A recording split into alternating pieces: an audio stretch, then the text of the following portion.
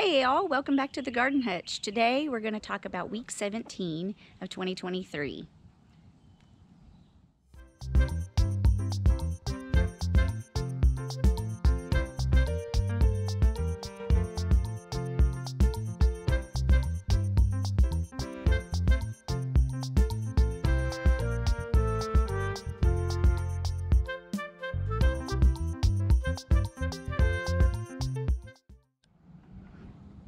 Hey y'all, so week 17's been great. We had some rainy weather, which is really great for pollinators. So today I wanted to discuss our pollinating beds in the old garden. So with these pollinators, we're super excited this year.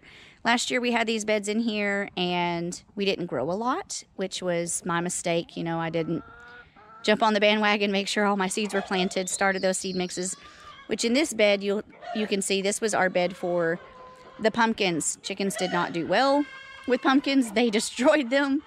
And so this bed just kind of went to waste. But I wanted to start with this. This is our honeysuckle. We got these honeysuckle plants at our local Master Gardener's plant sale about 3 years ago. And it's a coral honeysuckle. And you can tell by the color of the blooms, they are a pretty coral color, just gorgeous. These will bring in tons of pollinators, butterflies, hummingbirds, all of the like. Our main thing is to make sure we have plenty of things with nectar for our pollinators so they come in and enjoy what we've got to offer. Plus, the pollinating plants bring in a lot of great insects that will take out the bad. So that's our primary goal with pollinators, and of course I love the splash of color. So, and as stated earlier, again, this bed was for pumpkins last year. Pumpkins did not do great. Chickens loved them. So this year I wanted to change it up a little bit, put some pollinating plants in here, see how well they do. So far so good. The chickens have managed to stay out of this bed. So as you can see right here, we've got some calendula that I'd started from seed. These are volunteer primrose that came up from a seed mix that I tried to plant 2 years ago. They're perennials, so of course they're going to bounce back. I did not know they were still in here. Put some iris bulbs in here. Most of these irises came out of around the fruit trees that have been here for several years. Oh, hello, Frazzle. She's an awesome garden cat.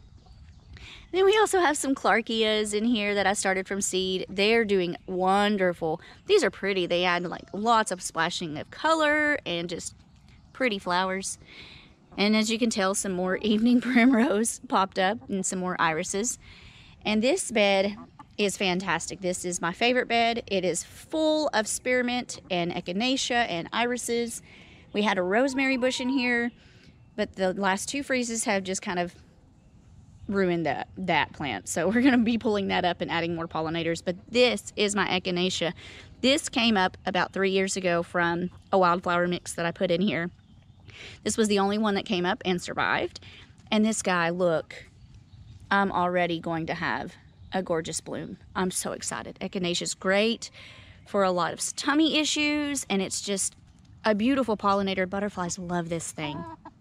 And then we've got some wild flowers that popped up in here. This is, I think, a blue sage scrub brush butterfly bush. I don't remember what this is called, but it's just some random wildflower that popped up. We get this a lot in our yard, especially at the far end of the property. Butterflies love it, so I just let it go, and it comes back every year. And then as you can see, my spearmint is just amazing. These leaves are huge. This thing's gonna be full of spearmint. As you can tell, every year I have to go through and trim it all back because it just gets crazy tall. But I let it go to seed too, because then it's going to spread through here. And when it's in the flowering process, the bees love it. Our honeybees love our spearmint. And then over here you can see we've got some irises. They're going to open. And this guy, I think he's about done with his blooming stage. It's been blooming for about 2 days. But they're so pretty, and these are some more of the irises that I pulled out of the yard and just replanted them. And then here's my fail. My rosemary. It did not do very well. I tried to trim it back to see what would happen with all the dead growth. It hasn't bounced back, so this guy's going to end up coming out. So as before, we have this inside garden bed that I put in. This top portion is for my loofahs, but as you can tell, I've got some petunias that have self-seeded over the last 2 years in the middle portion.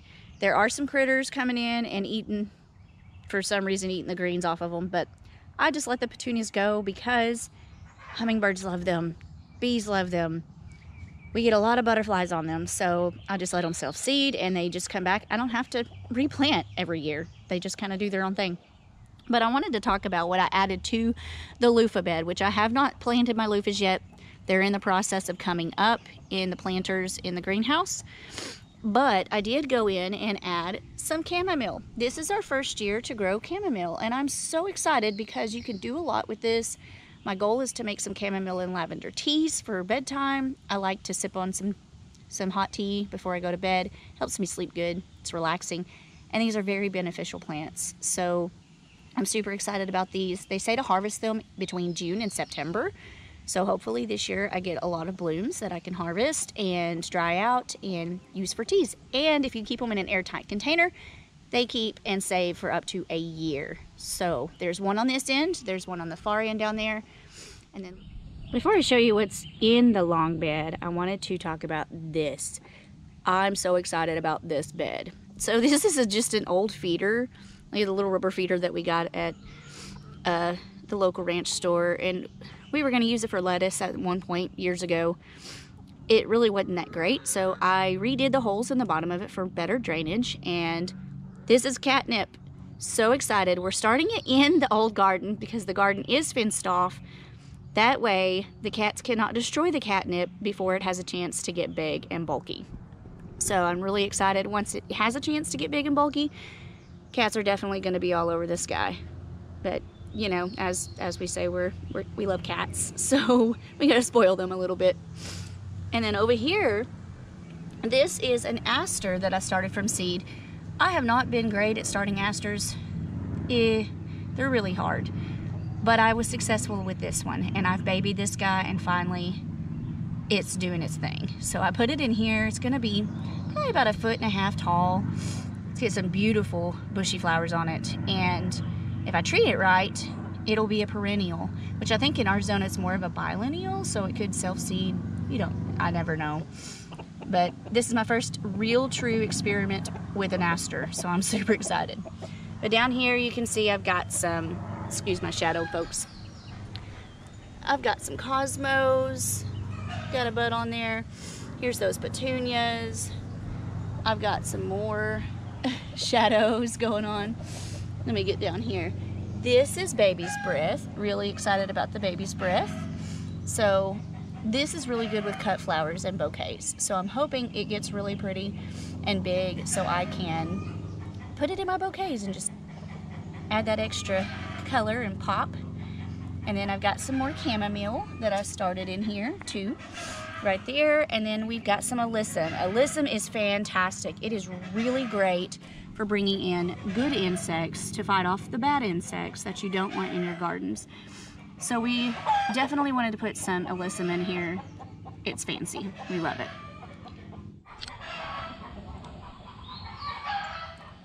Another great thing we wanted to show you that we started for the first time this year is nasturtiums. I've done a lot of research over the last year, and you can basically eat this entire plant. People use the leaves once they're big as like a wrap, so you can have a veggie wrap made out of the leaves. The flowers are edible. They're beautiful. This thing is going to bush out. It's going to be amazing. And I just thought it was a great plant to add to our garden and a great plant to add for our veggies that we eat daily. You can eat the flowers in your salad as a garnish. It's just, it was time. It was time to start this plant, and I'm super excited. I did start these from seed. As you can tell, they're doing great. Some of the seeds didn't come up, but I have more that I can plug in if needed. But I'm just really excited to see what this plant does. So I had to share that with you guys. So I'm taking time to come in, and I have put in these beds. They look chaotic right now just because I'm not sure what's a weed and what is a wildflower, but we got a shade mix from that sale last October, and with it being a shade down here, we thought it would be really great for pollinators to be able to have all these beautiful flowers come up. So right here, I put in a bed and I sprinkled some of that shade mix here.